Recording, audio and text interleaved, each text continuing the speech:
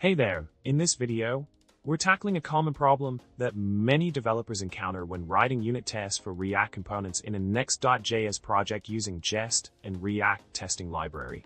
The problem arises when trying to render a component and find an element in the document, resulting in a reference error.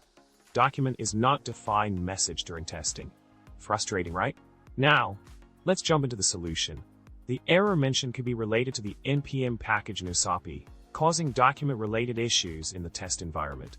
By adjusting the test environment to jsdom, you can resolve the problem.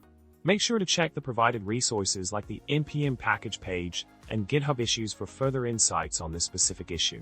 In summary, we've covered the issue of encountering a reference error. Document is not defined while running Jest tests for a React component in a Next.js project. By adjusting the test environment, you can overcome this hurdle. I hope this solution helps you progress smoothly with your testing. Remember, stay curious, keep coding, and happy testing. And that's a wrap for this video. If you found this content helpful, don't forget to subscribe, like the video, and drop a comment below. Who knows, your feedback might just make my day. Thanks for tuning in, and happy coding.